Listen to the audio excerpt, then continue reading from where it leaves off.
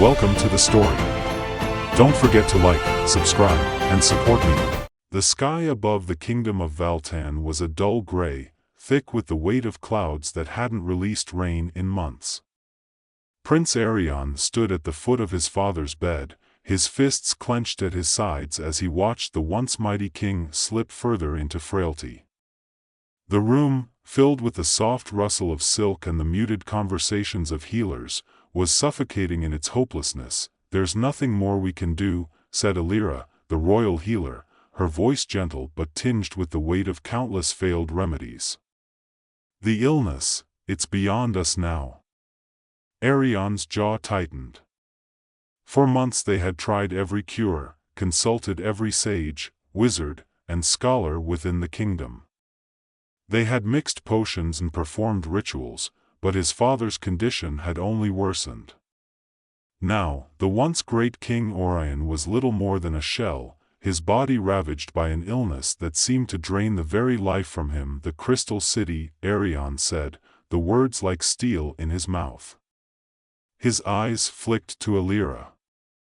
"Is it true? Does it exist?" Allure hesitated, her hands twisting the edges of her healer's robe. "It is said to be more myth than reality. A city hidden deep in the mountains, crafted entirely of crystal. And at its heart, a stone with the power to heal any wound, cure any illness." Arion nodded slowly. He'd heard the stories growing up, the tale of the crystal stone that could restore life and banish death. It was a children's fable, something his mother had whispered to him when he was afraid of the dark. But now, with his father slipping away, it was all he had left. He had no choice but to believe in it. "Gather the men," Arion ordered. "We leave at dawn." Allure's eyes widened, but she did not argue. She knew, as well as he did, that there was no time left. The morning came swiftly, and with it, the weight of the journey ahead. Arion stood in the courtyard of the palace, watching as his small group of companions gathered. Nara, the rogue, was already inspecting her gear, sharpening her blades with a detached expression. She was a dark figure, her past as shadowy as her reputation, but Arion knew she was one of the best at what she did. He needed her. Beside her, Thorn, the captain of the royal guard, stood in gleaming armor, his face set in the hard lines of a man who had seen too many battles. Thorn had been with Arion's father in his prime, and the king had entrusted his son's life to the man more times than Arion could count. Now, Thorn was coming with him, a silent protector bound by loyalty to the crown. And finally, Allure, the scholar and healer, stood at the edge of the group, her face drawn with a mixture of hope and fear. She carried with her a small satchel filled with herbs and scrolls, the remnants of her knowledge about the Crystal City's curse. She was the only one who had studied the city in any depth, though even she admitted that much of what was known was based on rumor and legend. "We'll follow the northern pass into the mountains," Arion said, addressing the group. "The journey will be long, but if the legends are true, the city lies just beyond the Valley of Lost Echoes.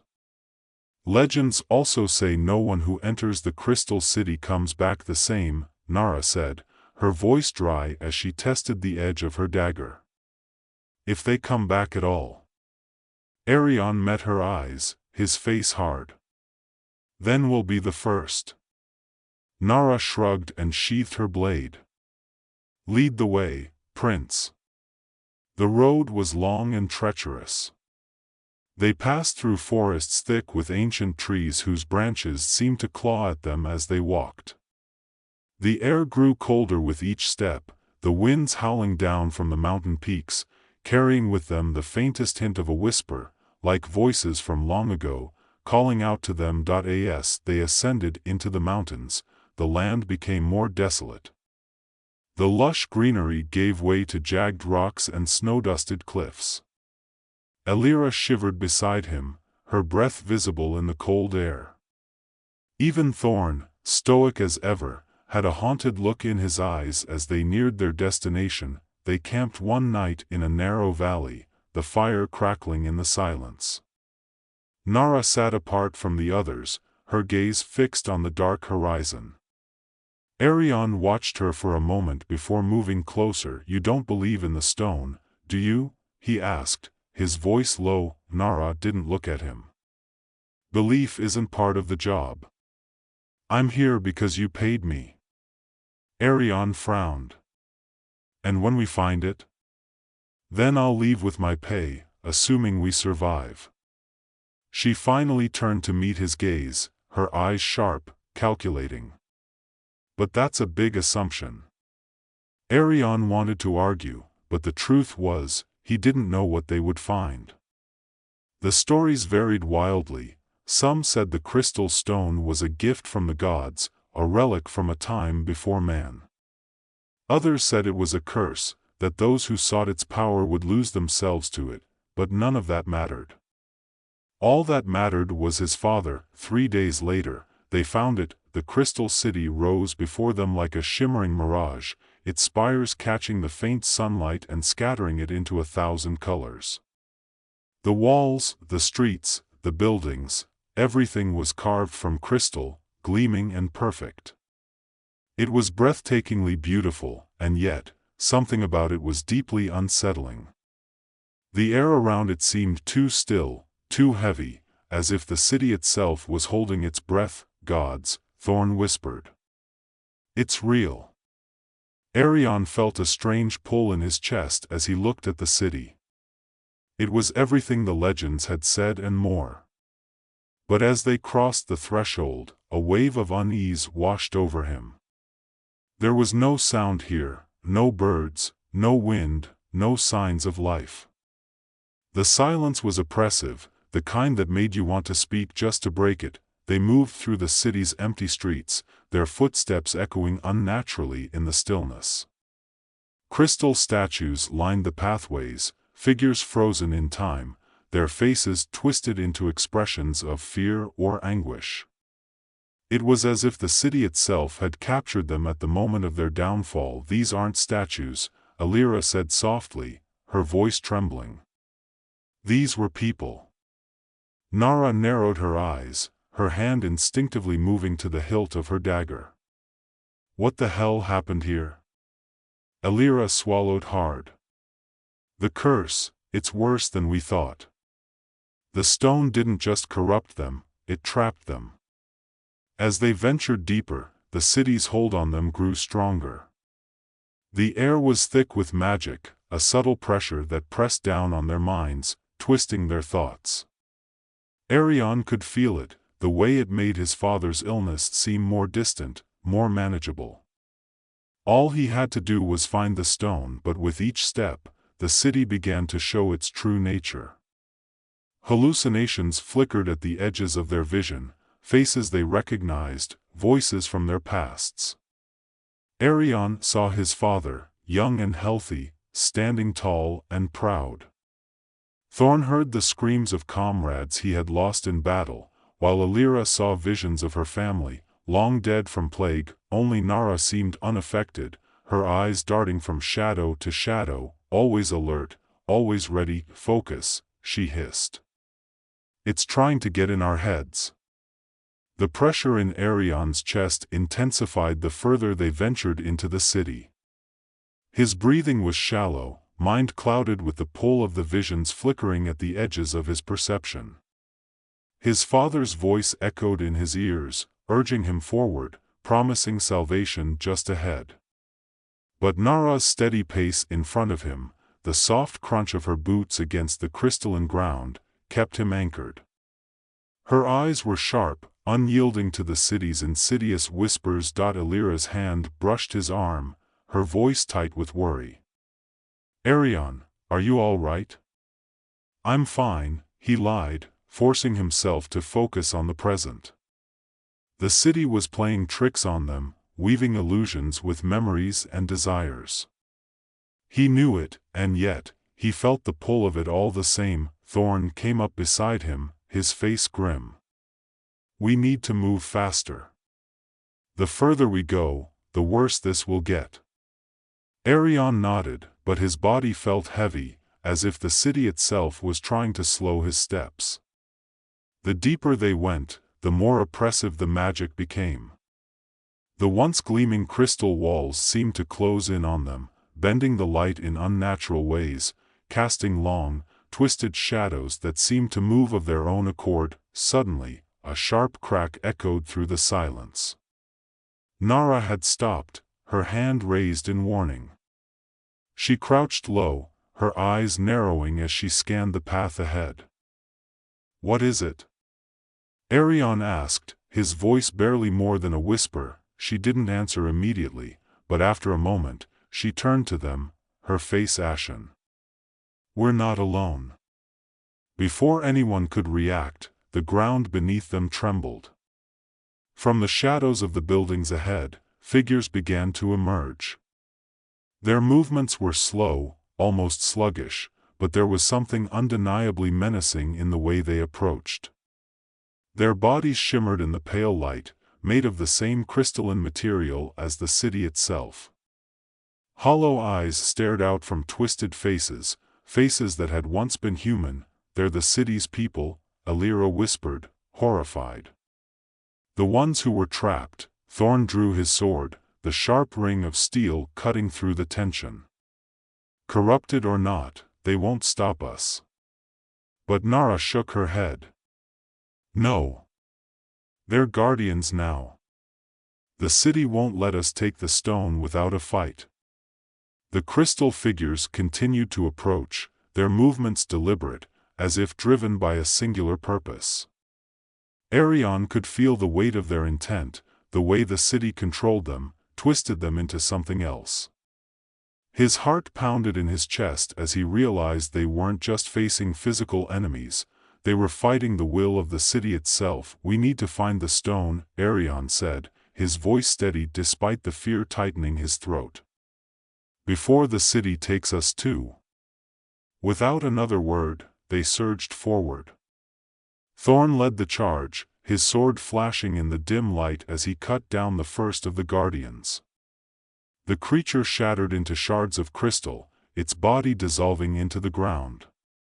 But for every guardian they destroyed, two more emerged from the shadows, their hollow eyes fixed on the intruders. Nara darted through the fray, her blades flashing as she took down enemies with swift, calculated precision.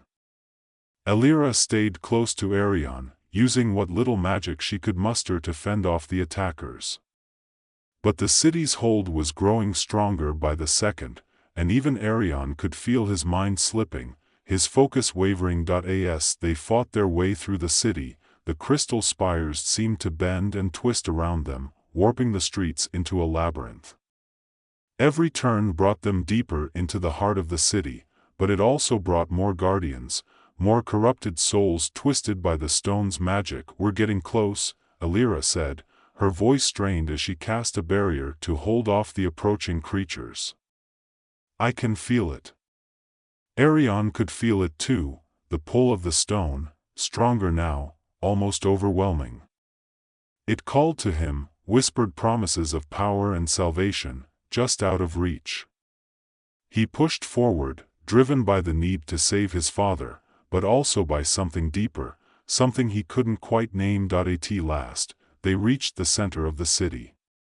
The towering crystal stone stood atop a grand altar, its surface pulsating with a faint, ethereal glow. The air around it was thick with magic, so potent that it almost hummed. The sight of it was breathtaking, and for a moment, all of them stood still, captivated by its beauty. But then the reality of the situation crashed down around them. The stone wasn't just a source of power, it was a trap. The very thing that had corrupted the city's people now threatened to consume them as well. "We need to destroy it," Nara said, her voice hard as she approached the altar. Arion stepped forward, shaking his head. "No. We came here for this. We need it to save my father." Nara's eyes flashed with anger. "And what about the rest of us, Arion? This city, it's already taken too much. If you take that stone, you'll lose yourself to it." just like them.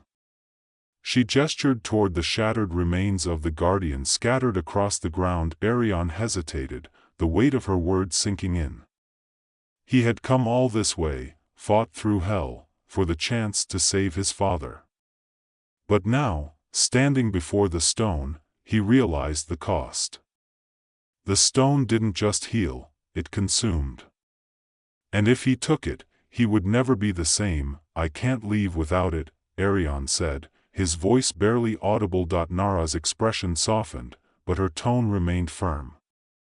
You can. And you will. Before Arion could respond, the crystal guardians began to close in around them, their hollow eyes gleaming in the dim light. Time was running out. We need to make a choice, Thorn said, his sword raised as he prepared for the final battle. Elira, her hands trembling from the strain of her magic, looked between Arion and the stone. It's not the stone that can save your father, Arion. It's you. You've always had the strength. Arion's gaze flicked to the stone, then to his friends, his companions who had risked everything to stand beside him. In that moment, he understood. The stone was not the answer. It had never been. With a heavy heart, he turned away from the altar. We leave now. Nara's relief was palpable, and Thorn nodded in approval. But as they made their retreat, the city's guardians surged forward, desperate to keep them from leaving. The battle was fierce, their strength waning against the relentless onslaught of the city's curse. But united, they fought their way through, the power of their will stronger than the city's magic. As they passed through the gates, the shimmering light of the crystal city began to fade. The spell that had held the city in its thrall slowly dissipated, and the guardians crumbled to dust. They emerged from the cursed city, battered and weary, but alive.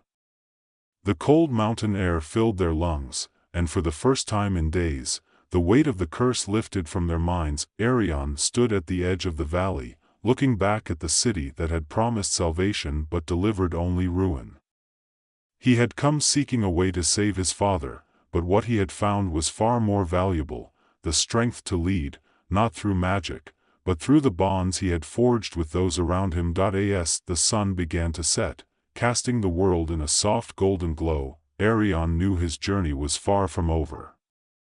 But he was ready. Whatever came next, he would face it, not as a prince seeking power, but as a leader with the strength of his people behind him.